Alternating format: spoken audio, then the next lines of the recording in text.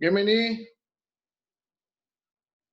Marhaen, Marhaen. Ya, terima kasih. Mungkin nanti sebelum saya menyampaikan kata sambutan sekaligus pembukaan nanti, mungkin hostnya bisa di-mute-kan dulu apa namanya itu mikrofon dari audiens semua, karena kan nanti takutnya kan saya memekikkan semangat perjuangan, nggak ada yang sambut kan lain dia gitu. Jadi nanti begitu saya pembuka nanti mikrofonnya itu di-mute-kan semua ya.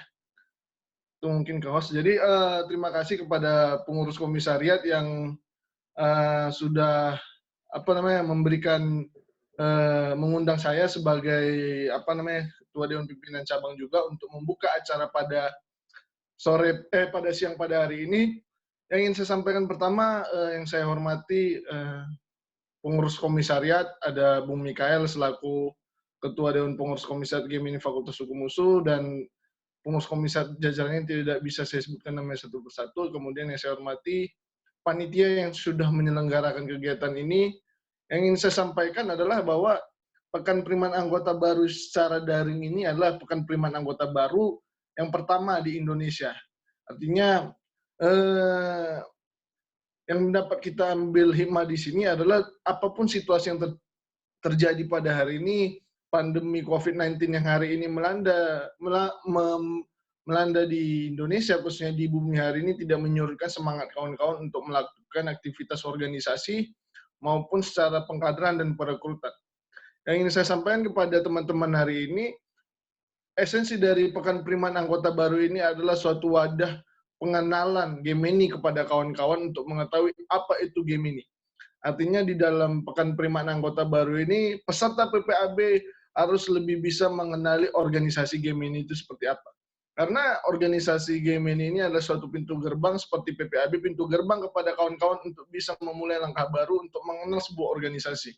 Khususnya Gerakan Mahasiswa Nasional Indonesia, skupnya di Fakultas Hukum Universitas Sumatera Utara. Jadi mungkin nanti dalam Pekan Priman Anggota Baru ini banyak metode-metode diskusi yang sudah disampaikan oleh teman-teman pengurus komisariat kepada peserta yang akan disajikan nanti. Harapannya Pekan Priman Anggota Baru ini dapat dijadikan pembelajaran kepada kawan-kawan untuk bisa diambil hikmahnya, dapat diambil pembelajarannya untuk menjadi bekal ilmu kepada kawan-kawan. Jadi tidak panjang lebar juga yang bisa saya sampaikan kepada kawan-kawan. Di sini juga banyak juga teman-teman pengurus, teman-teman senior yang saya hormati, ada juga Bang Lorenja yang tetap memberikan perhatiannya kepada kita semua untuk bisa menyelenggarakan kegiatan ini pada hari ini.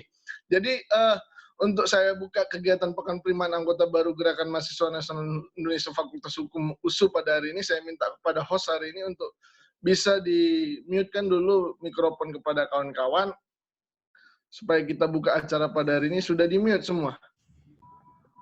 Sudah, Bung. Masih banyak yang belum di-mute. Coba di-mute, di-unmute dulu, di-unmute. Dibuka mikrofonnya biar kita buka. Udah, Bung, udah, Bung.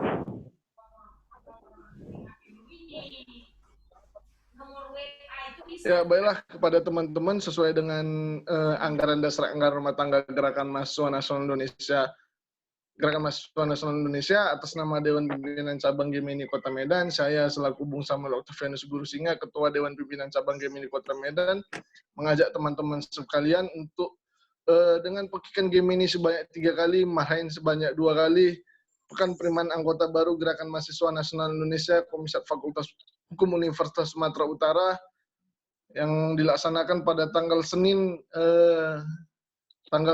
hari Senin tanggal 1 Juni 2020 pada pukul 12.05 resmi saya buka Gemini. Jaya. Gemini. Jaya. Jaya. Jaya. Marhaen. Nah. Terima kasih. Jadi dengan saya pekikan tadi Gemini sebanyak 3 kali, Marhaen sebanyak 2 kali, maka dengan ini Pekan Priman Anggota Baru Gerakan Mahasiswa Nasional Indonesia Fakultas Hukum Universitas Sumatera Utara telah resmi dibuka. Pesan-pesan yang saya sampaikan juga kepada teman-teman bahwa kegiatan PPAB ini adalah suatu pendobrak pertama di Indonesia, artinya kawan-kawan sudah memberikan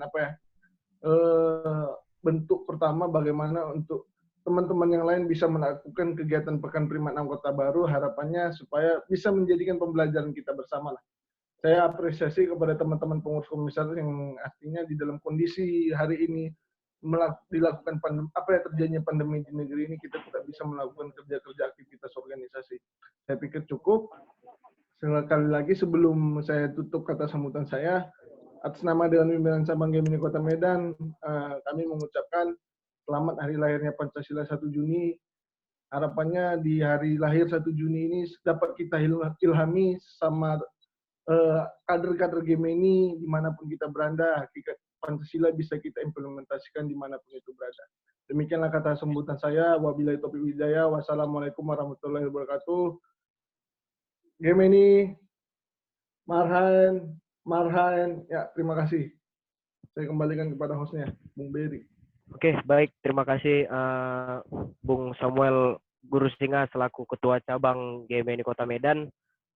Mungkin karena di sini juga berhadir Komisaris GMNI Fakultas Hukum UNSU, mungkin ada yang mau disampaikan dari Bung Mike Sumeang. Saya persilakan.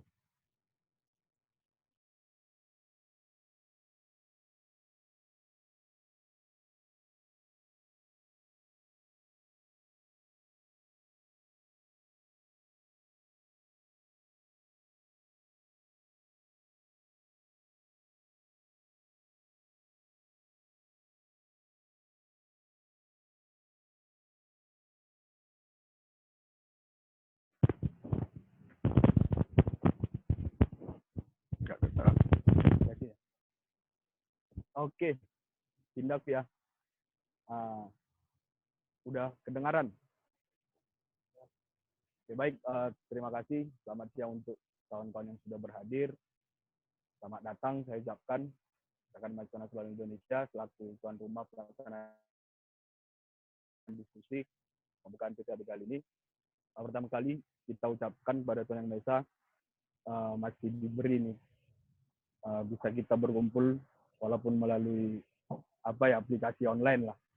Nah, terima kasih kepada Ketua Cabang Gerakan Mahasiswa Nasional Indonesia Kota Medan, Bung Samuel yang sudah membuka pekan penerimaan anggota baru versi daring online pertama nih di Indonesia. Itu sih yang saya sampaikan. Hanya kepada kawan-kawan calon anggota baru, tetap semangat, tetap fokus. Ini Bapak Bang Ganjar akan segera join ke diskusi yang akan kita laksanakan. Terkhusus kepada calon anggota baru, harap lebih difokuskan, lebih diperhatikan. Nah, materi yang sudah kawan-kawan baca semalam, yang sudah di-share, nah, coba mana tahu ada nanti yang perlu disampaikan. Nanti saya akan melalui moderator aja. Ada hal-hal yang perlu, ingin diketahui lebih, silakan ditanya melalui moderator. Mungkin itu Bung dan Sarina sekalian, kawan-kawan sekalian, terima kasih sudah bergabung, terima kasih sudah berhadir, kawan-kawan dari luar organisasi juga, berhadir juga Wakil Gubernur FOSU, Pak Ganjar sudah masuk, mungkin cukup, terima kasih mereka.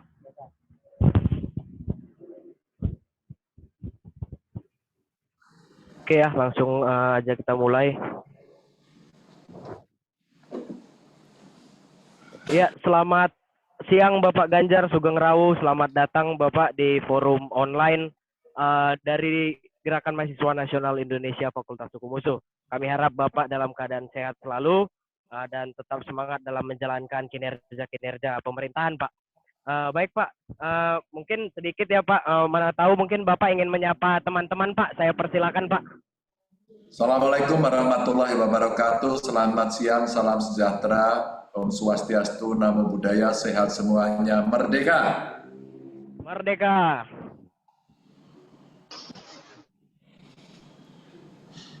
Oke, wah ini yang hadir banyak. Saya mau sapa dulu, kira-kira yang belum mandi siapa? Boleh angkat tangan ya? Saya udah mandi, Pak.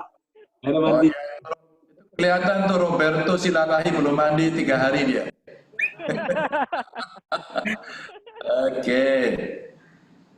Oke, silakan dimulai. Oke Pak, baik langsung aja sesuai topik hari ini Pak, kita kan akan berbicara relevansi marhainisme dengan perkembangan zaman, tantangan marhainis terhadap perkembangan zaman. Jadi mungkin mengingat karena teman-teman yang berhadir di sini Pak dari beragam latar belakang, dari beragam instansi, beragam organisasi, Mungkin sedikit akan saya jabarkan mengenai Marhainisme, atau mungkin lebih gampangnya ideologi yang lahir dari pemikiran Bung Karno ketika beliau mengunjungi seorang petani bernama Mang Ain di daerah Jawa Barat. Beliau melihat petani ini mempunyai alat produksi, tetapi kenapa masih hidup dengan melarat? Berarti ada kesalahan sistem gitu. Dan juga bisa diinterpretasikan Marhainisme ini sebagai sosialisme yang diserap Bung Karno dan disesuaikan dengan kultur-kultur dan budaya orang Indonesia sendiri.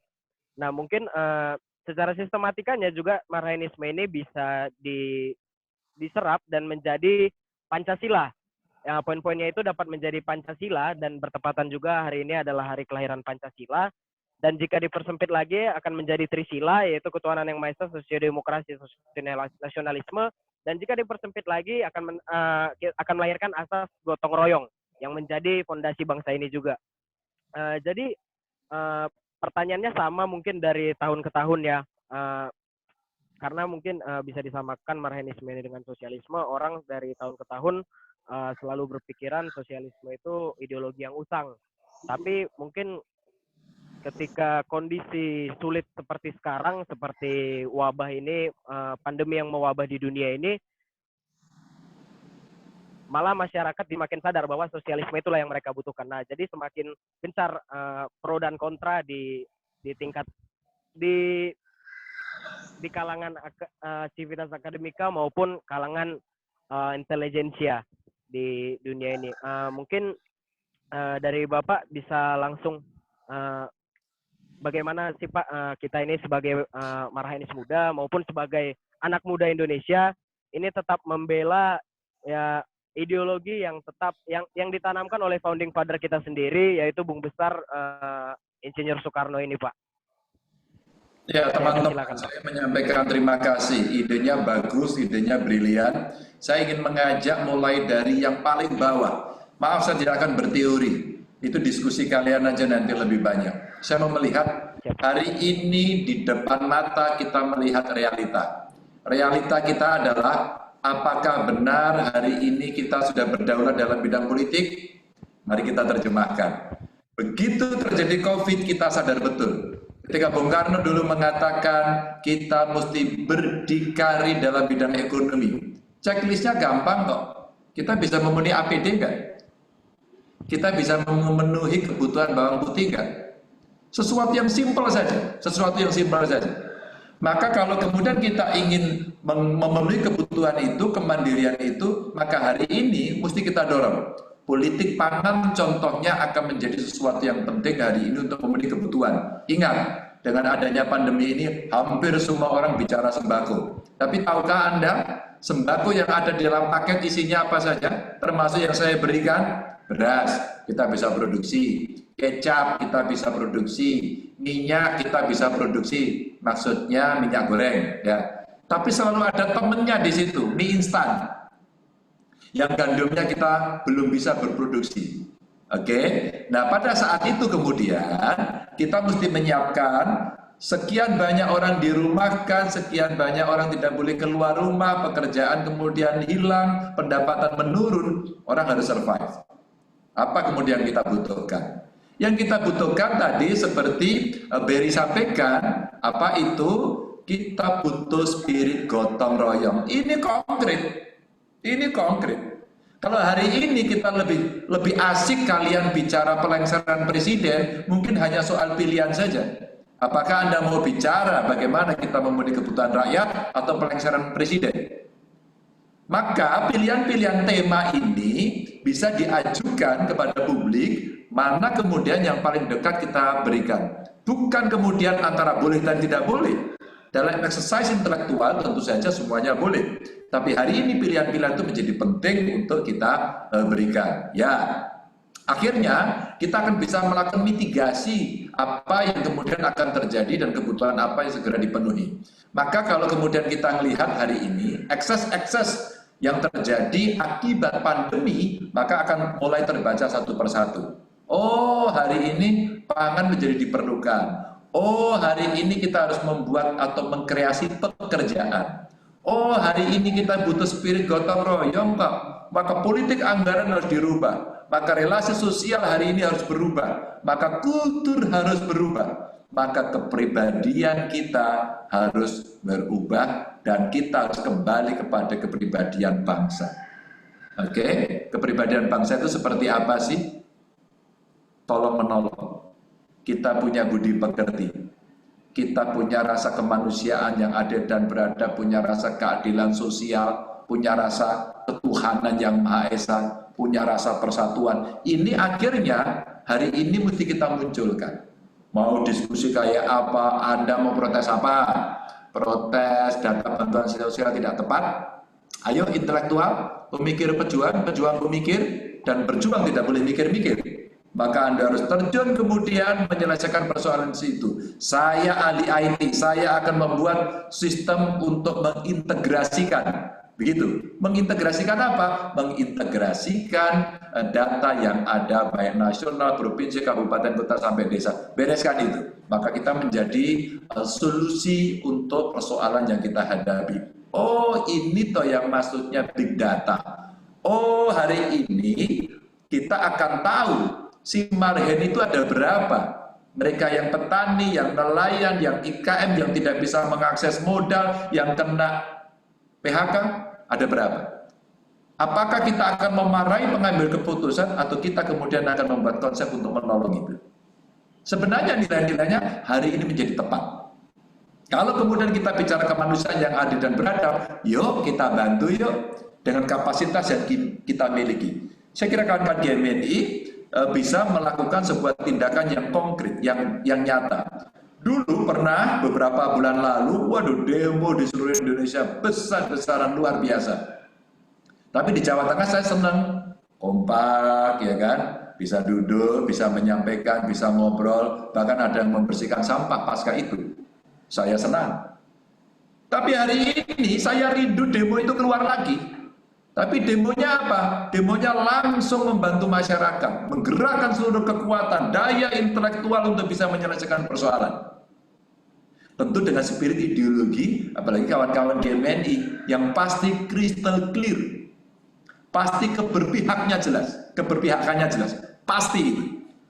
Hingga sekarang, kawan-kawan, praktikum, mari kita turun, kita sentuh rakyat langsung, kita lihat secara visualnya, dan kemudian kita melakukan tindakan.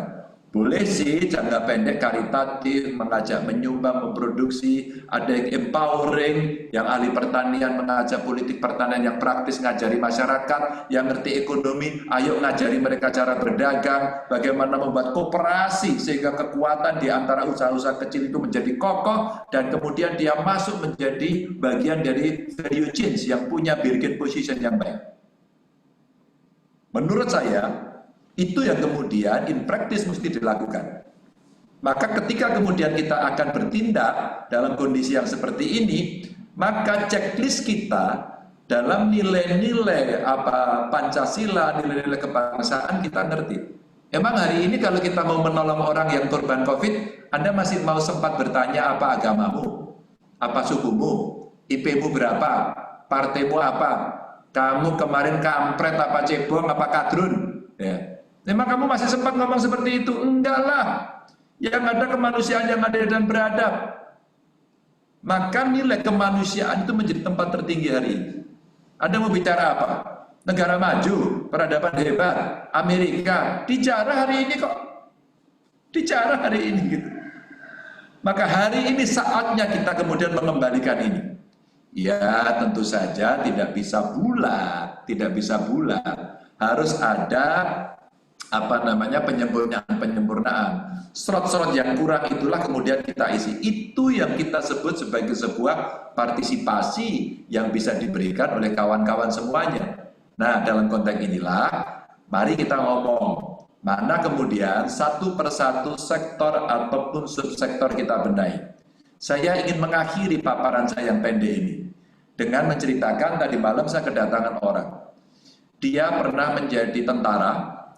Dia seorang keturunan Tionghoa, tapi tentara, dan hari ini dia menjadi petani. Dan dia yang dibicarakan hanya satu, marhenisme. Yang dibicarakan satu, Tindakan konkretnya adalah melatih para petani untuk hidup mandiri, berproduksi dengan baik, dan langsung menjual untuk dia bisa mendapatkan keuntungan yang lebih banyak. Tindakan itu begitu konkretnya, maka minggu ini sama-sama kami, saya sebagai gubernur, menyiapkan satu konsep untuk merescue kelompok-kelompok yang berada pada posisi bawah. Siapa mereka? Industri kecil. Siapa mereka? Industri mikro. Siapa mereka? Petani, buruh, nelayan, ya, koperasi yang mereka sudah tergabung di dalam kelembagaannya, yang biasanya mereka tidak besar dan biasanya dia punya kelemahan. Kelemahan akses pada permodalan, akses pasar, kemudian kompetisi mereka dengan industri besar. Maka sekarang yang kita akan siapkan adalah, yuk kita nggak usah jauh-jauh, ambil sektor dan subsektor saja.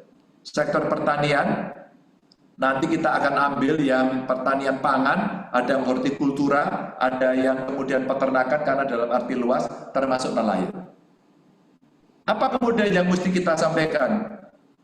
Hipotesis kita udah ketemu. Hipotesis mereka harus mendapatkan pelatihan, harus disiplin, dan membangun integritas.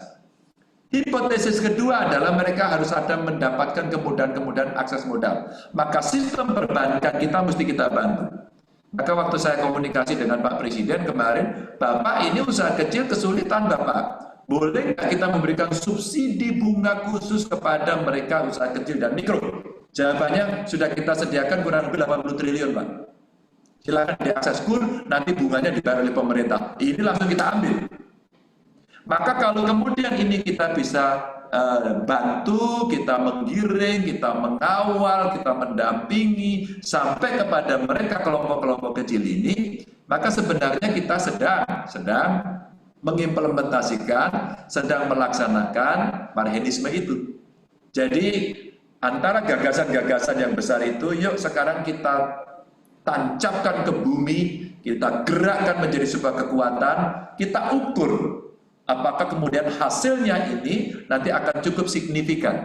Maka nilai-nilai ideologi itu tidak menjadi sebuah wacana saja, tapi menjadi sebuah gerakan yang hasilnya konkret. Sehingga mereka mendapatkan keadilan untuk mendapatkan kehidupan yang baik.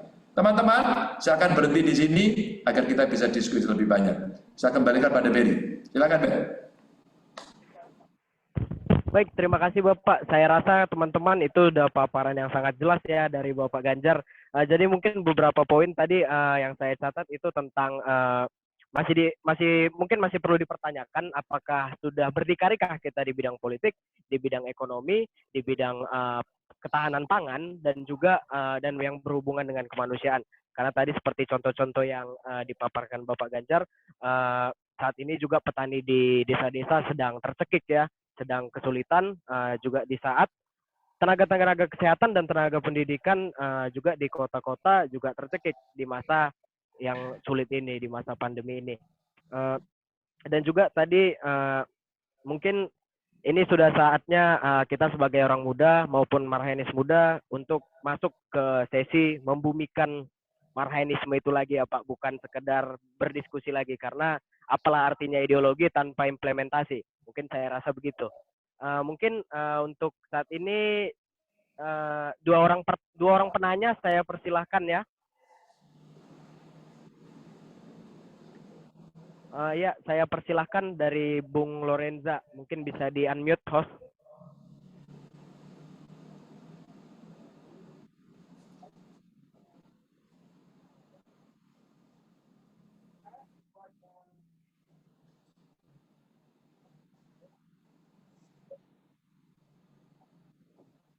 Silakan Bung.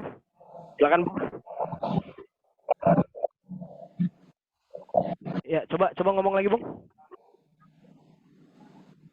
Yang mana ini? Ya. Boleh angkat tangan biar saya lihat.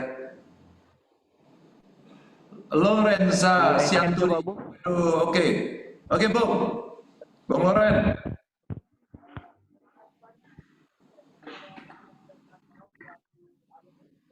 Suaramu nggak kedengeran. Nggak kedengaran Bung. Nggak kedengaran. Mungkin coba lebih dekat lagi Bung speakernya. Coba lebih dekat lagi sambil teriak-teriak, naik meja. Baik, Bung.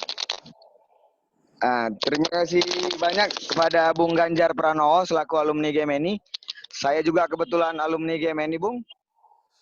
Pertanyaan saya sih sangat mendasar. Perihal situasi COVID-19 saat ini, yang paling penting dalam prinsip-prinsip Marhaenisme sebenarnya yang paling penting adalah rasa tenggang rasa. Tapi ini ditujukan kepada pemimpin-pemimpin di seluruh Indonesia, terkhusus kepada pimpinan tertinggi Pak Jokowi dan juga gubernur dan bupati seluruh Indonesia.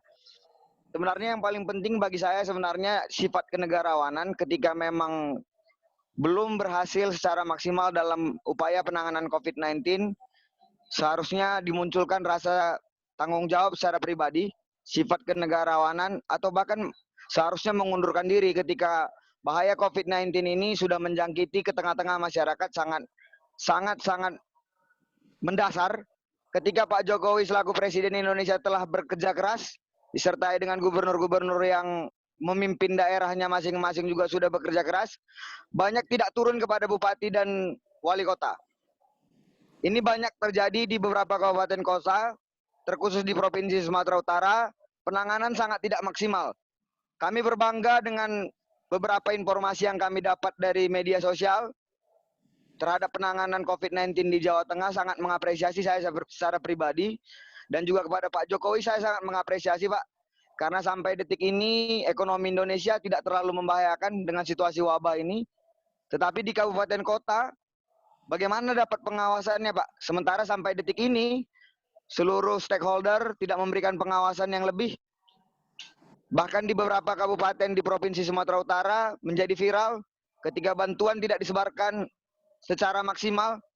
Bahkan ada ibu-ibu yang tidak mendapatkan bantuan secara maksimal. Sementara tugas kami sebagai pemuda-pemudi ini, Pak, tidak diberikan kesempatan untuk bertanggung jawab dan bekerja bersama. Mungkin langsung ke intinya, Bung. Bagaimana? Lanjut. Hah? Oh. Loren, prinsipnya, Pak. Kerja apa, Loren?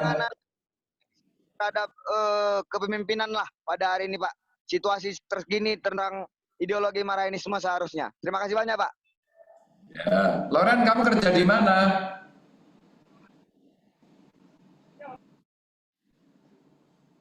Loren, kamu kerja di mana, Loren?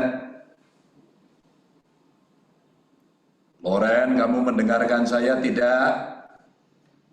Oh, mendengar? Mana? Kamu kerja di mana, Loren?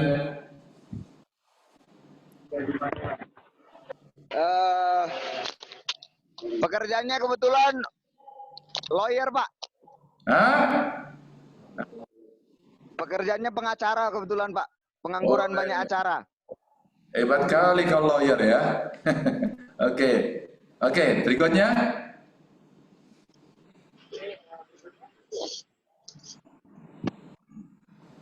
Ada lagi? Cukup?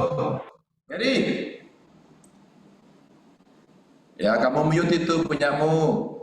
Unmute dulu. Ya Pak, di mute hostnya tadi Pak. Ya, ada lagi mungkin yang mau bertanya. Ini belum ada masuk, kayaknya cuma dari Bung Loren tadi Pak. Mungkin bisa langsung ditanggapi Ya. Pak. Yang berikutnya cewek. Masa cowok terus Ada dari ya? cewek? Oh cewek, ini request langsung dari Bapak ini. Loh, iya, Ayo dong bertanya, Sarina. nanti Sarina nabi dan Nona. dulu, nabi tupulu, kotaan dulu, nabi tupulu. Ada nggak cewek? Mana? 30% cewek harus bersuara. Ya. Itu makna dari Sarina Pak ya. Sarina itu tidak hanya sekedar itu saja, itu dalam sekali. Ayo tunjukkan Sarina. Kalau belum ada nggak apa-apa, nabi tupulu dulu. Spesial Bapak langsung yang minta ini nanya. Udah nabi tupulu dulu biar ceweknya siap-siap. Ya, silakan dari Bung Renold ya, Bung Renold Napitupulu. Ya, boleh di unmute, host. Oke, silakan. Terdengar nggak? Terdengar nggak? Udah kedengaran, Bung. Dengar. Oke, Bung. dengar. Ya, jadi kebetulan Pak, saya saudara kandung Adian Napitupulu. Dekat-dekat sedikit lah Pak. Oh, dekat dikit ya lah. Oke lah, Nabi Tupul semua bersaudara pokoknya. Oke. Iya, Nabi Tupul semua bersaudara. Jadi pertanyaan saya begini, Pak. Kebetulan kan Bapak Yasona Lawli melakukan tindakan yaitu asimilasi terhadap narapidana. Ini merupakan salah satu langkah apresiasi yang saya dukung, langkah yang saya harus dukung, karena memang betul-betulan narapidana ini merupakan juga salah satu yang tindak penyebaran COVID-nya sangat tinggi, Pak. Tapi banyak orang yang mengatakan bahwa pelepasan atau asimilasi ini merupakan kultural relativis HAM, yang menunjukkan bahwa hak asasi manusia itu merupakan salah satu budaya-budaya masyarakat tersendiri. Bagaimana Bapak menanggapi kalau Indonesia ini termasuk salah satu negara yang menunjukkan bahwa kulturnya itu lebih tinggi daripada nasionalismenya itu. Soalnya sekarang Pak, kita beranggapan bahwa nasionalisme orang-orang itu berbeda-beda ketika adanya budaya-budaya yang berbeda juga. Bagaimana kita Pak menanggapi tentang penyatuan daripada nasionalisme terhadap budaya Pak? Oke, nasionalisme dan budaya ya. Ada lagi? Satu lagi? Ya, ada lagi. Satu lagi. Oh iya, dari host sendiri Pak, ini mau bertanya spesial ini Pak. Oke, silakan. Yang mana? Angkat tangan dong. Saya Pak, saya. Mana? Dios. Ya. Oke, silakan Dios. Oke, terima kasih Pak. Pertanyaan saya singkat aja Pak. Pertama, secara sederhananya bahwa Marenisme itu adalah kelompok-kelompok rakyat kecil, terdiri dari buruh, nelayan, petani, dan lainnya. Nah, kita lihat Pak, bisa kita lihat Pak, implikasi dari COVID-19 ini nggak terdampak besar bagi para petani. Mungkin yang terdampak buruh gitu. Nah, pertanyaan saya Pak, bagaimana sebenarnya fokus kebijakan pemerintah Indonesia, termasuk mungkin di daerah Bapak sendiri, di Jawa Tengah, terhadap mensejahterakan para petani gitu Pak. Soalnya mungkin dalam skala nasional juga di Jawa Tengah banyak terjadi konflik agraria, contohnya petani gendeng. Pertanyaan saya pada intinya gitu Pak, bagaimana kebijakan pemerintah dapat mensejahterakan para petani ini, mendukung para petani kinerja, karena udah kita lihat uji cobanya Pak, bahwa petani justru yang paling diuntungkan daripada pandemik 19 ini. Terima kasih. Oke. Boleh langsung dijawab, Berry? Silakan Bapak. Oke, makasih. Tadi Loren Sianturi ya. Makasih. Bagaimana soal tenggang rasa kepala daerah dan mundur? Kalau kamu lulus sebenarnya nggak usah bicara mundur. Kalau mahasiswa biasanya bicara mundur. Kalau udah lulus jadi lawyer akan baik juga. Kalau kemudian bahasanya lebih asik lah gitu. Kalau mundur nggak asik. Anda kasih contoh deh yang paling sukses siapa sih di dunia ini yang bisa ngurus COVID? Karena pandemi ini selagi saya usia segini nih, belum pernah kejadian seperti ini di seluruh dunia. Anda boleh lihat SARS, Anda boleh lihat MERS, Anda boleh lihat Ebola ya. Tapi belum sampai ke pandemi keseluruhan. Tidak ada. Kemungkinan flu pada saat itu. Tapi apakah mundur bisa menyelesaikan? Saya nggak yakin. Kalau umpama Loren melihat, saya aja merasa nggak terlalu berhasil amat kok di Jawa Tengah. Kalau saya suruh mundur ada yang gantikan, apalagi yang gantiin Loren, saya mundur besok pagi. Tapi kalau Anda nggak bisa, Anda potong apa? Potong gaji ya. Apa yang mau saya ceritakan? Saya mau ajak kawan-kawan to be realistic. Be realistic. Agar kemudian kita bisa melihat apa kemudian yang terjadi. Ya. Tradisi mundur mungkin ada baiknya sih, tapi saya tidak terlalu yakin karena biasanya sangat relatif sekali sukses di mata siapa. Ada di mata pendukung, ada di mata oposisi, ada di mata kelompok yang tidak setuju. Atau barangkali Dios mengatakan bagaimana petani kendeng tadi. Dios kalau kamu mau tak kasih seluruh videonya. Saya orang yang pertama kali terjadi konflik itu telepon sama mereka yang advokasi. Dan sekarang yang advokasi sudah lari entah kemana. Oke? Ada Abednego Tarigan, kawan kalian, di Walhi, yang menggugat dan dia memenangkan gugatan di PT UN. Lalu pada saat saya rapat dengan dia, saya tanya dia, "Hei, Abed, apakah kalian menginginkan pabrik ini ditutup?" Jawabannya Anda tahu, saya tidak sedang bicara tutup pabrik. Beda lagi kalian ini. Jadi saya mau ceritakan saja pada Dios umpama dengan pertanyaan itu, Dios perlu tahu prosesnya. Hari ini orang-orang yang ada di sekitar sana, desa-desa, mendapatkan saham. Mungkin ini baru pertama kali terjadi. Saya negosiasikan. Dan saya orang yang tidak pernah mau meresmikan pabrik itu sampai hari ini. Sebelum seluruh hak rakyat yang dijanjikan dipenuhi. Dan akhirnya Menteri BUMN kemarin nggak bisa. Baru diselesaikan Menteri BUMN sekarang. Dia datang ke rumah saya, menyelesaikan, dan 6 desa mendapatkan saham. Akhirnya dia menjadi owner. Bukan menerima CSR, owner. Itulah cara. Mungkin saya tidak sempurna, tapi saya mencoba untuk mendongkrak kehidupan mereka yang berharga dan bermartabat seperti itu. Bahkan pada saat pabriknya belum jadi Dios, itu saya minta dia butuh air. Pak, nanti Pak airnya akan kita bangun kalau pabrik sudah beroperasi. Batal kalau gitu, nggak usah beroperasi. Akhirnya 2 sumber air dibuatkan. Lalu saya bilang, Anda kan core bisnisnya semen tuh. Maka semenmu ini tolong bantulah kepada mereka agar rumah-rumah, tempat ibadah, sekolah lebih baik. Dan siapkan beasiswa. Dan ini dilakukan. Dios, tidak banyak yang mendengar cerita ini. Dan saya tidak mau cerita rame-rame. Karena isu politiknya memang jauh lebih besar. Jauh lebih besar. Padahal Dios, kalau kamu tahu cerita ini, itu pabrik semen yang diprotes itu ada di Rembang. Ada pabrik semen yang ada di Pati.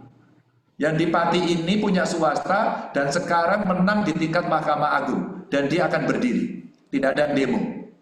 Baru saya hajar. Itu kenapa tidak di demo? Kenapa di demo badan usaha milik negaranya? Akhirnya baru di demo.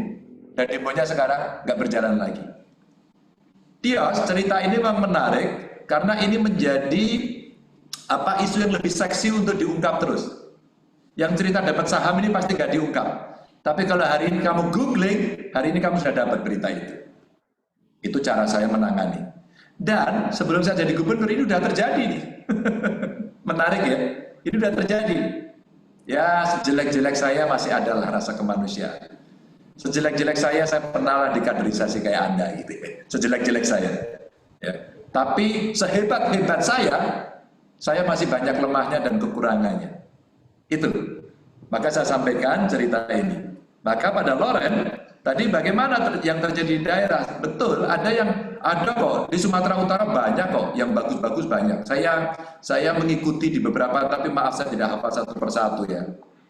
Bahwa ada sesuatu yang keliru, sasaran tidak tepat, ya civil society kita siapapun akan membetulkan. Maka kemarin beberapa perguruan tinggi mungkin bisa diusulkan loh ke Pak Rektor kalian untuk meminta, kami mahasiswa, kami ini adalah satu di antara 10 pemuda yang diimpikan Bung Karno untuk mengguncang dunia. Tolong terjunkan kami ke daerah untuk kami bantu COVID itu. Kami akan menjadi problem solver di sana. Gitu Bung Sianturi. Atau saya lawyer yang hebat. Maka terhadap kepala daerah yang tidak becus akan saya lakukan class action. Begitu. Ya kan? Daripada kau teriak-teriak begitu, lebih baik kau duduk ngopi sama saya, kasihlah saya durian kalian itu. Ya kan? Nah, ini saya sampaikan, tapi nggak apa-apa, sebagai satu diskusi tentu menarik. Dan betul tapi disampaikan oleh Bung Loren tadi bahwa memang harus ada kreasi dan inovasi. Otonomi daerah ini sebenarnya memberikan keluasan kepada daerah. Maka saya sampaikan, dalam kondisi pandemi ini, orang yang paling boleh diinjak kepalanya itu adalah pemimpin, termasuk saya ini. Jadi rakyat kalau injak saya boleh. Maka handphone saya ini setiap saat orang berkomunikasi. IG saya buat live IG agar mereka bisa tahu. Medsos saya kemarin sempat dihajar sama Fadlizon. Dan akhirnya pukulan balik diserang oleh para netizen sendiri. Karena kita butuh integritas, kita butuh ketulusan, kita butuh aksi nyata untuk membackup. Saya mau bercerita lucu-lucuan aja, biar kalian agak santai. Suatu ketika saya sepedaan, masuk kampung, ternyata kampungnya ditutup. Sehingga kami cari jalan keluar yang lain. Pas lewat itu ternyata ada kawan-kawan kita dari Papua. Saya pakai masker gini, saya pakai kacamata, pakai helm. Ternyata dia teriak, "Pak Ganjar!" gitu. Gak tahu dia melihat saya dari sisi apanya. Mungkin rambut saya, ubanan ini kelihatan. Maka pada saat itu saya langsung balik. Apa yang saya tanya pertama? Kalian masih dapat kiriman dari orang tua nggak? Ya Pak, ini agak susah Pak. Kalian masih masak nggak? Tinggal dikit Pak. Saya boleh lihat dapur kalian nggak? Ternyata dia masak sendiri. Apa yang saya temui? Berasnya tinggal dikit. Maka dalam waktu kurang dari 1 jam kirimi mereka. Sejak saat itu saya terinspirasi untuk melihat seluruh asrama mahasiswa yang ada di Jawa Tengah. Alhamdulillah kurang lebih ada 200-an. Dan 200-nya insya Allah dan sudah kita kirim semuanya, mereka bisa dapat bantuan. Termasuk dari kawan-kawan kalian yang dari Sumatera Utara. Dari Aceh, maka hari ini saya pakai kopiah Aceh. Kita datangi semua. Hanya ingin saya sampaikan kepada dunia, kepada Indonesia, bahwa siapapun yang ada di Jawa Tengah adalah tanggung jawabnya Ganjar Pranowo, Gubernur Jawa Tengah. Apapun sukunya, apapun agamanya, dari kelas ekonomi seperti apapun. Agar orang tuanya tenang. Agar mereka bisa mengerti, ya anak saya hidup di Indonesia, lagi sekolah dari jauh, ada di Jawa Tengah, dan dia aman, fine-fine saja. Pesan ini kami sampaikan, termasuk kemudian vlognya saya kirim. Pak Edi, Gubernur Sumut, Pak Wagub itu teman saya, Ijek, terus kemudian saya sampaikan, mereka semuanya, alhamdulillah sehat semuanya. Bupati dari Nias Selatan kirim surat kepada saya, Pak Gubernur tolong dibantu anak-anak saya yang di sana. Saya datangi kemarin, saya sepedaan, saya datangi ketemu dengan mereka. Dan mereka jualan kue. Ini dasar mahasiswa kreatif ini ya. Dia pelihara lele di kos-kosannya, yang cewek-cewek bisa buat kue, saya beli kuenya, saya tawarkan kuenya. Ini kue dari Nias, tapi belinya buatnya di Semarang. Nah, apa artinya? Artinya sebenarnya saya ingin membuat komunikasi saja. Biar kalau ada warga negara Indonesia dimanapun, mari mereka kita urus. Ini belum kita cerita 1-2 orang kasus yang, Pak, saya di Medan, Pak, saya di Riau, Pak, saya di Lampung, Pak, nggak bisa pulang. Bahkan hanya sekedar mau nyebrang dari Lampung ke Banten, masyarakat Jawa Tengah di perantauan itu dikenai rapid test dan bayarnya 300.000, dia buruh kasar dan tidak bisa bayar. Lapor nggak tahu dapat nomor saya dari mana. Jam 12 lebih saya telepon itu Syah Bandarnya. Nggak ada yang mau ngangkat alias takut semuanya. Saya minta mereka speaker keliling. Tahu nggak siapa yang mau terima teleponnya? Seorang bintara TNI. Akhirnya saya bicara sama dia. Saya bilang, bro, dan kebetulan orang Sumatera Utara dia. Orang Siombing dia, Siombing. Nah, ada Siombing nggak di sini? Ya Siombing boleh angkat tangan, Siombing. Nggak ada Siombing ya? Barangkali saudara kalian itu. Ya ada. Kau Siombing atau Kim Jong Il itu namanya. Nah, si Siombing ini kemudian bantu dia, tahu nggak? Sampai pagi hari saya minta, Bung, saya bilang titip ya anak-anak saya, pastikan besok pagi dia sudah nyebrang. Dan siapa hari ini yang minta bayaran rapid test, besok pagi saya telepon Gubernur Lampung, saya telepon Menteri Perhubungan, saya minta diambil tindakan. Apa yang terjadi? Setelah itu gratis semuanya, seterusnya dan untuk semuanya. Teman-teman, ini hanya cerita kecil aja. Saya punya cerita-cerita lucu yang banyak sekali seperti ini, yang sebenarnya kalau Anda follow YouTube saya, IG saya, Facebook saya, Twitter saya, sebenarnya itu cara saya untuk berkomunikasi agar semuanya bisa tahu. Dan kita bisa tunjukkan kok, anak-anak yang pernah mendapatkan kaderisasi di GMNI sebagai nasionalis, sebagai marhenis, bisa melakukan dengan segala kekurangannya. Dan Anda bisa belajar dari senior-senior yang memang ada di jabatan-jabatan penting, apakah mereka bisa melakukan yang terbaik sesuai dengan nilai-nilainya. Tapi dikritik boleh. Nah, kritik saya juga boleh. Reynold tadi mendukung asimilasi. Ada mendukung, ada yang tidak. Ada yang mengatakan sekarang masyarakat di kampung tuh kan, gara-gara malingnya dikeluarin, sekarang maling banyak banget di kampung saya begitu. Tapi masyarakat mesti kita gerakan agar mereka kemudian bisa menjaga diri. Tidak hanya meminta tetangga untuk menjaga, tapi kita sendiri tidak memprotek, tidak bisa.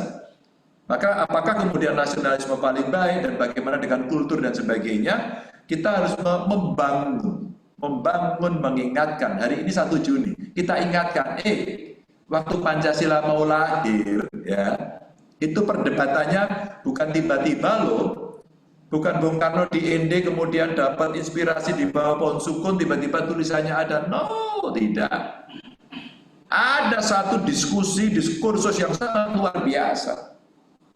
Bahkan ada kemudian ketika NKRI ini mau ada, Pancasila ketuhanan yang Maha Esa dengan menjalankan syariat Islam buat para pemeluknya, Indonesia Timur nggak mau kok. Nggak mau, ya udahlah kita nggak usah bergabung. Tapi para ulama saat itu juga mau, stop, kita rembukan dulu yuk, kita duduk yuk, oke ya, kita hilangkan itu dan kita bersatu dalam keindonesiaan. Itu luar biasa ya. Hari ini yang kita butuhkan itu, maka dalam implementasi itu, maka yang tidak suka dengan saya, hater saya mengatakan, ala Ganjar maunya hanya nolong yang mahasiswa, tidak, karena waktu mahasiswa saya miskin. Saya ditolong orang juga, dan teman-teman saya dari Sumatera Utara, wow, begitu banyaknya. Ya, yang Badung juga banyak sih. Kemudian kita bicara sama mereka, kita ditolong sama mereka, sehingga rasa keindonesiaan kita luar biasa. Dan akhirnya video saya itu viral di Papua, di NTT, dari Sumatera Utara kemarin ngomong, dari Nias ngomong, akhirnya, oh, bisa toh. Maka tadi pertanyaan Loren menjadi bagus. Karena apa? Akhirnya antar kepala daerah kita bisa berkomunikasi tanpa bermaksud yang lain sebenarnya. Akhirnya orang saling belajar. Yang tidak suka saling membandingkan. Yang haters malah membenci dan memaki-maki kepala daerahnya. Ya, padahal tidak itu. Yang ada adalah saling belajar, sharing. Saya juga belajar ke kabupaten-kabupaten yang hebat-hebat kok, transparan, yang bagus, memanage oke, begitu ya. Sehingga ini bisa kita selesaikan. Sehingga nasionalisme hari ini momentum yang luar biasa. Yuk kita lihat kondisi eksternalnya yuk. Cina ini pasti nanti menjadi negara terkuat. The best ya. PricewaterhouseCoopers dia bilang besok itu tahun 2050, nggak tahu kalian udah usia berapa besok. Itu kita katanya ekonomi keempat dunia dan the best-nya adalah Cina. The best-nya Cina, kita keempat. Apa yang mau saya ceritakan di sini? Maka kekuatan kita yang sedang bersaing ternyata nomor 1 Cina, 2 Amerika, 3 India, 4 Indonesia. Dan itu kalian. Bukan lagi saya, kalian. Maka ketika kemudian kita bisa mengawal republik ini, yang Bung Karno bilang kita mesti berdaulat dalam bidang politik, maka politik kita mesti kita create sendiri. Ya. Kapan kita tegas, kapan kita kendor, kapan kita bermusyawarah, kapan kita memutuskan, kapan kita beregulasi dan seterusnya. Tentu tidak semua mulus-mulus saja, gitu kan? Nah, kapan kemudian kita berdikari dalam bidang ekonomi? Maka hari ini Pak Presiden kontak dengan saya, Pak Ganjar, kita minta lahan kira-kira 4.000 hektar. Pasti akan ada dikorbankan. Maka kita membuat analisis sekarang. Kira-kira kita akan buat apa? Terus kemudian kita diskusi bagaimana kalau kita membuat pharma industrial park. Sehingga kita buat pusat kesehatan untuk memproduksi seluruh peralatan kesehatan. Ke depan kita tidak pernah tahu loh. Pandemi ini akan selesai atau tidak selesai. Corona ini akan tetap ada atau tidak ada. Saya meyakini akan tetap ada. Maka new normal akan ada. Bukan tidak mungkin nanti di antara kalian bisa bekerja sama entah dengan siapapun, kemudian membuat helm tertutup. Sehingga mungkin cara hidup kita sudah seperti itu. Tidak pernah ada yang tahu.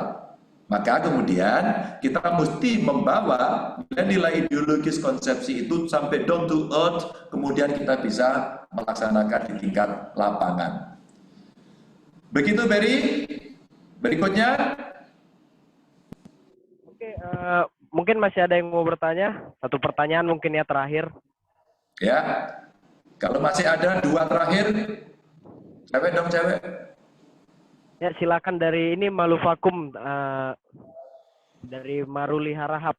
persilakan. Mana Maruli?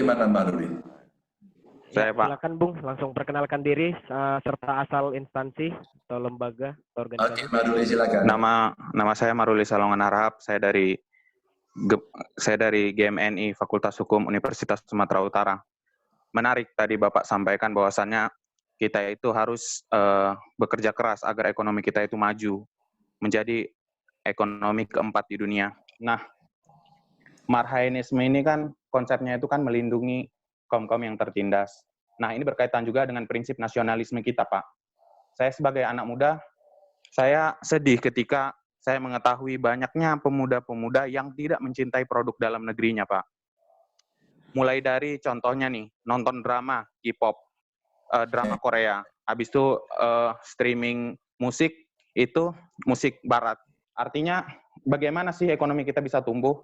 Saya mohon kepada Bapak untuk menasehati, karena ini juga nanti bakalan di-share di YouTube, agar kita ini, marhainisme ini, sekaligus nasionalisme, agar kita itu cinta produk kita, dan kita mendukung produksi-produksi kita itu lebih tinggi lagi, agar ekonominya kita itu maju. Begitu, Pak. Oke. Itu tadi Kim Jong-un mau tanya tadi. Tadi di chat itu Kim Jong-un mau nanya itu. Oh, ini Kim Jong-un. Ini bahaya nih, Pak.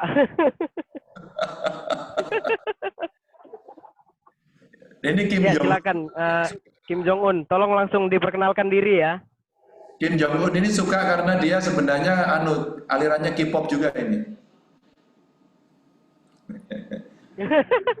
Penggemar Blackpink dia. Waduh. Oh, ini aja. Mana? Atau ini ada Matthew Stepanus. Kim Jong-unnya udah pergi tadi, Pak. Oh, udah pergi. Ya udah siapa? Ini ada Bung Matthew. Oh iya. Ya, tenang, Bang. Ya, silakan Sarina Margareta. Ini dia, Pak, yang di request tadi, Pak, penanya perempuan pertama. Oke. Ya, persilakan Sarina. Oke, selamat siang Bapak. Selamat siang Pak. Kamu yang mana? Oke. Margareta. Oke. Ya Pak. Oke, Reta silakan. Oke Pak, pertanyaan saya sangat mendasar terkait dengan perkembangan zaman saat ini. Menurut Bapak sebagai seorang profesional, apakah penerapan daripada marhainisme ini masih relevansi dengan perkembangan saat ini, terkhususnya bagi era globalisasi dan untuk kaum milenial? Terima kasih Pak. Oke. Cukup ya? Oke, ada lagi? Langsung aja ya. Kalau ada satu lagi terakhir. Oh, ini ada satu lagi, Pak. Sarina satu lagi. Ini ada Sarina Nikita. Oke. Ya, saya persilakan Sarina Nikita. Mana wajah kalian? Tolong dinyalakan kameranya ya, Bung dan Sarina. Oh ini. Di-unmute dulu. Oke, selamat siang buat Bapak. Jadi yang mau saya tanyakan itu sederhana. Sebagai seorang marhain ya, saya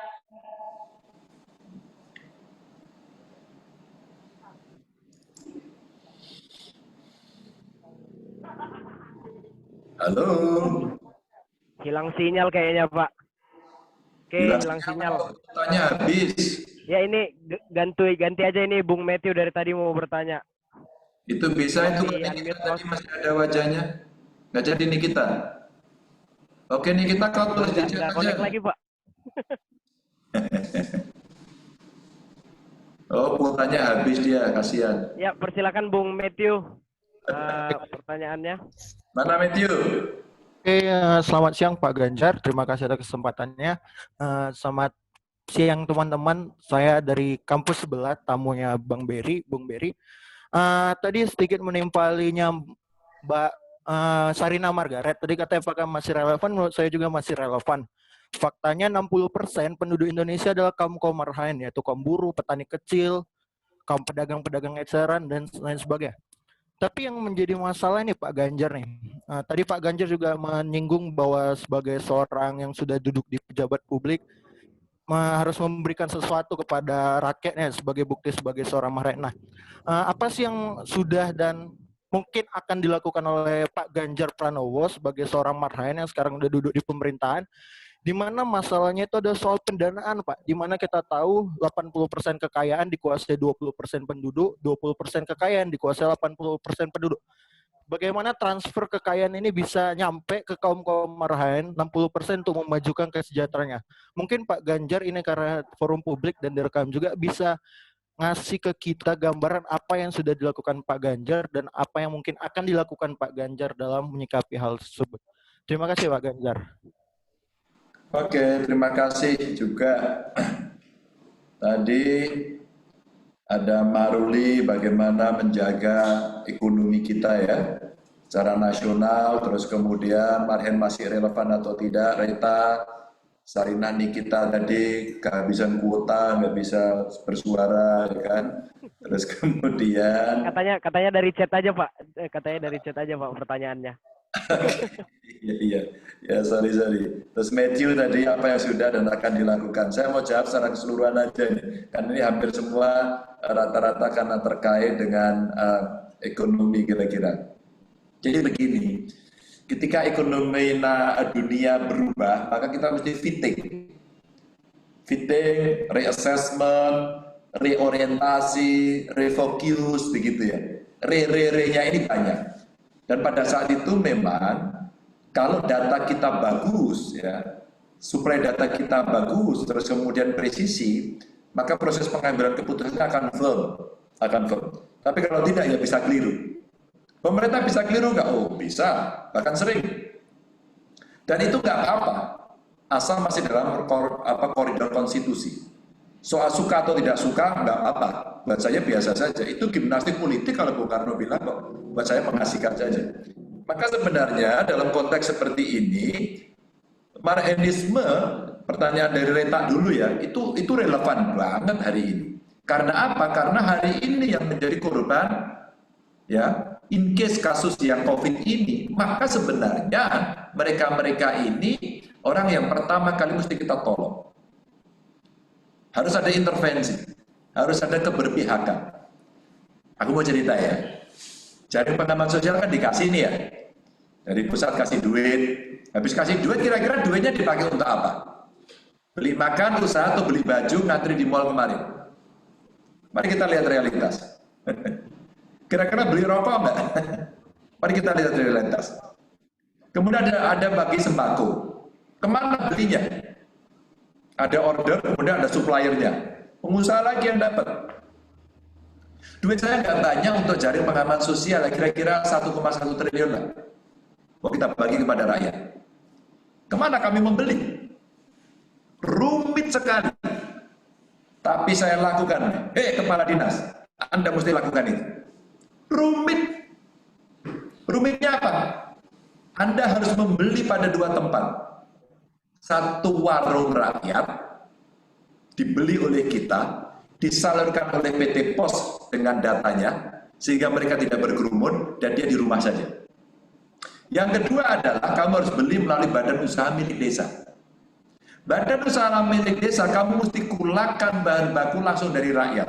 Belilah berasnya rakyat. Kalau beras 1 kilo kami beli 10.000, berapa sih beras rakyat? 6.000 kok. Kalau beras rakyat 6.000 hasil panen, belilah 7.000. Maka kamu menawar dengan harga lebih tinggi, itu berpihak. Maka beberapa bumdes marah sama saya, Pak Ganjar, saya sudah terlanjur beli banyak, saya sudah kerjasama dengan PTX, Allah itu tengkulak.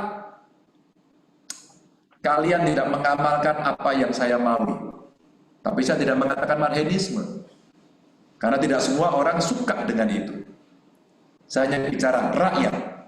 Baru ketika mereka komunikasi saya jelaskan apa itu marhenisme. Berpihak. Rumit. Sulit. Tapi harus kita lakukan. Ini contoh. Lalu bagaimana lagi? Saya gubernur pertama yang punya bank. bukan punyanya bank yang pertama. Bank saya minta membuat suku bunga terendah di seluruh Indonesia. Saya dapat penghargaan. Tapi bukan penghargaan yang mau saya kejar. Saya mau cerita aja nih Pak kawan-kawan. Suku bunganya 6% ketika KUR itu 12%. Lalu alhasil di satu kabupaten di Jawa Tengah, di Brebes, saya ketemu Pak Jokowi dengan seluruh jajarannya termasuk perbankan. Pak Jokowi pidato, sebelum pidato colek saya, Pak Gub, nanti saya mau bicara, hari ini di Brebes saya akan statement. Saya turunkan suku bunga KUR itu dari 12 ke 9%. Langsung saya bilang, Pak Presiden, Anda hebat. Tapi saya sudah punya 6%, Pak. Nanti sambutannya saya dulu. Wah, ketawa. Beliau ketawa. Akhirnya di sambutan, tahu nggak? Loren, aku mau cerita sama kamu. Waktu saya sambutan, saya sampaikan, Bapak Presiden, saya tadi dibisiki Bapak membawa nuansa luar biasa. Tapi izin Bapak, saya sudah melakukan tanpa subsidi bunga, perbankan saya minta buat skim khusus untuk UKM, untuk petani, untuk nelayan. Suku bunganya 6%. Saat itu yang KUR 12%. Dan saya dihajar oleh Kementerian Keuangan. Saya dihajar oleh OJK. Saya bilang, no. This is my decision. Saya bilang begitu. Kalian minggat. Saya usir itu dari Kementerian Keuangan. Tapi bukan lembaganya, orangnya. Karena apa? Dia sudah sombongnya minta ampun. Saya mengerjakan disertasi ini, no way, ini soal sikap kok. Dan Anda tahu efeknya sekarang apa? Suku bunga yang diberikan oleh Presiden sekarang menyamai suku bunga dari Jawa Tengah, bahkan sekarang sudah turun lagi. Sorry, saya koreksi. Waktu itu saya 7%, sekarang yang punya pemerintah turun sampai 6%. Apa yang terjadi? Maka keputusan ini telah merangsang orang untuk mempermudah itu.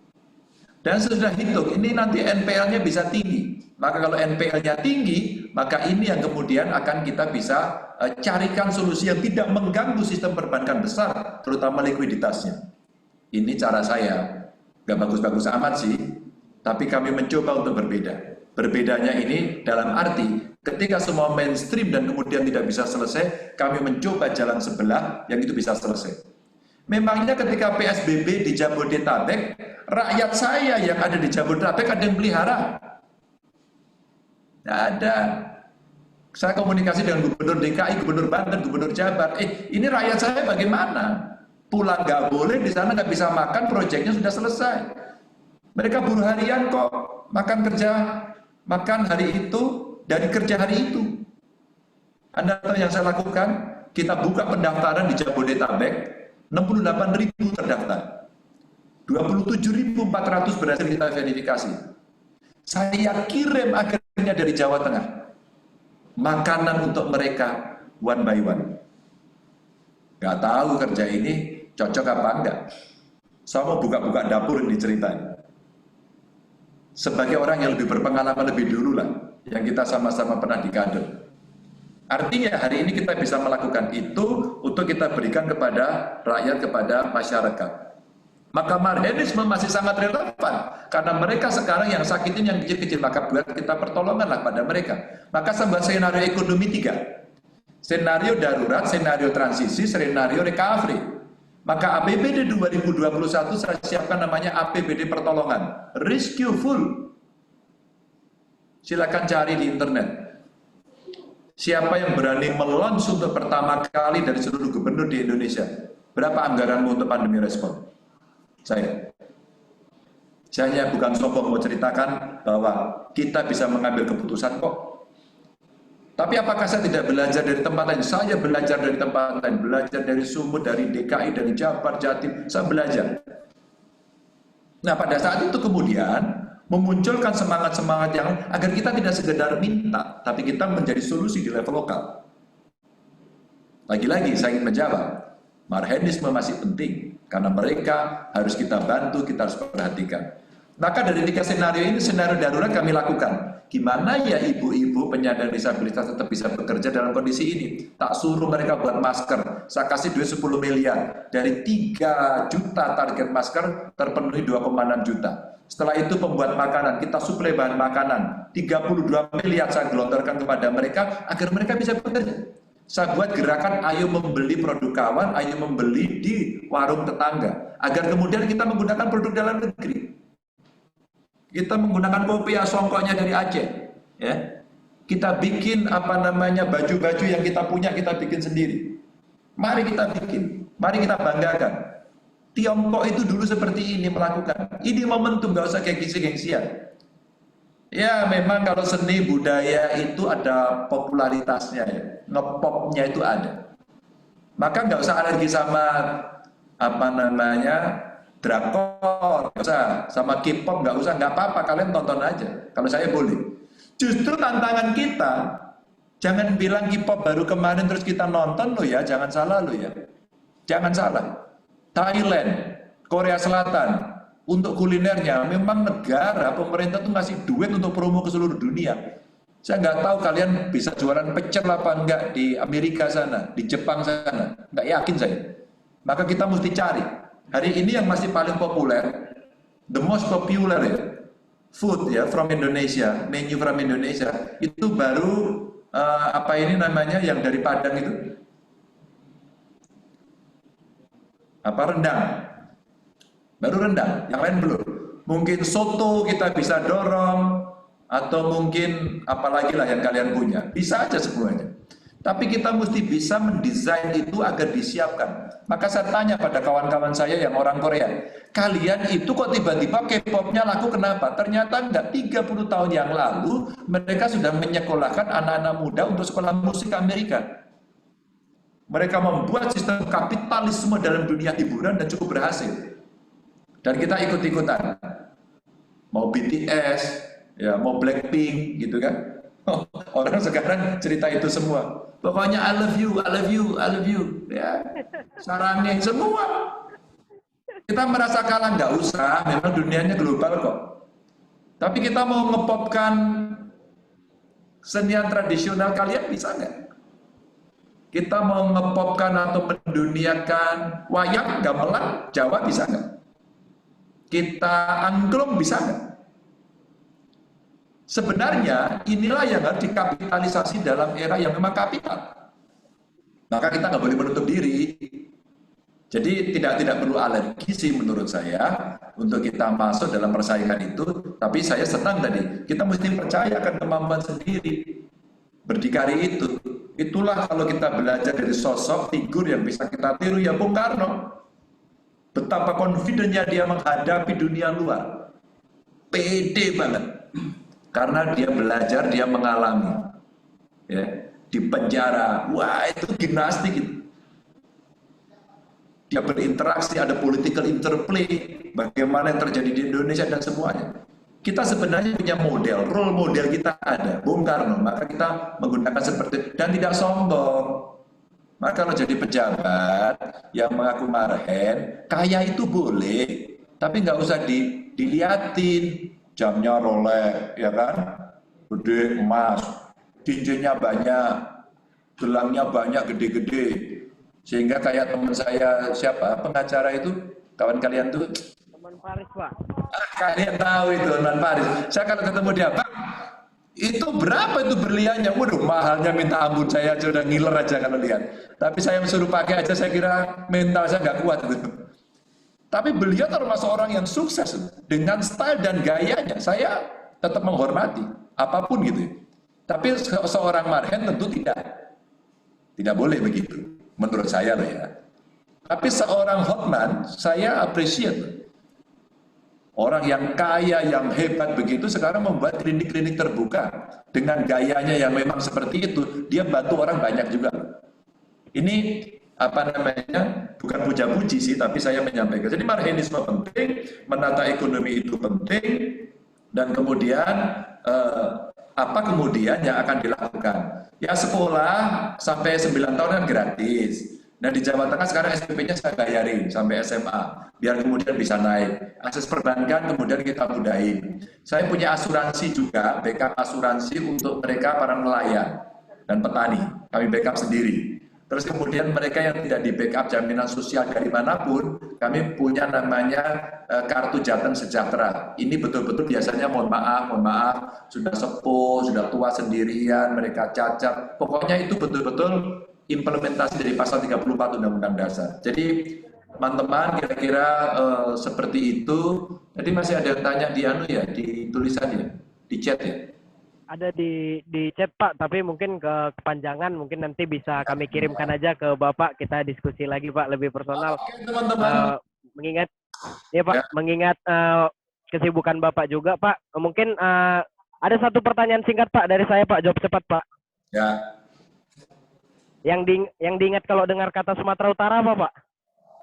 Durian.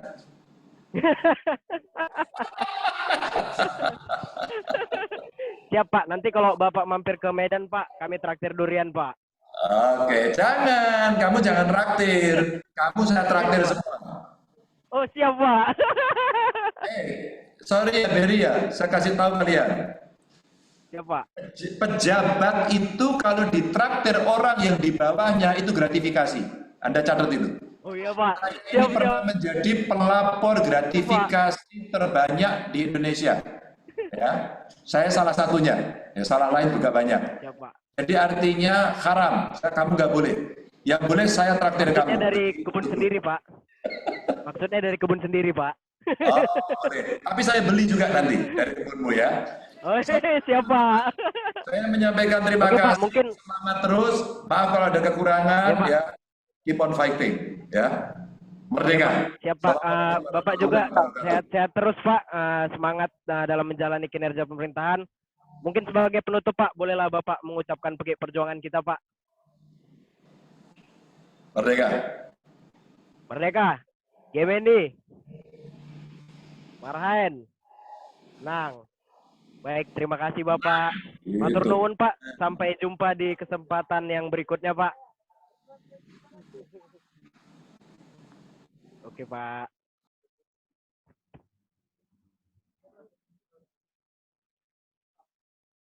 Oke, terima kasih kepada para peserta diskusi pada siang hari ini yang singkat, jelas, dan padat ya, serta interaktif. Mungkin bagi beberapa pertanyaan yang belum terjawab, dikarenakan juga karena kesibukan Bapak Ganjar sendiri, mungkin kawan-kawan harap memaklumi, mungkin bisa langsung, kan seperti kata Bapak tadi, sosial media beliau juga sangat terbuka akan pertanyaan-pertanyaan dan komunikasi maupun dalam bentuk diskusi. Mungkin sampai situ saja materi kita pada siang hari ini. Kepada para peserta, saya ucapkan terima kasih yang sebanyak-banyaknya. Sekali lagi, tetap semangat menjalani hari-hari di masa sulit ini, serta stay safe. Merdeka! Merdeka!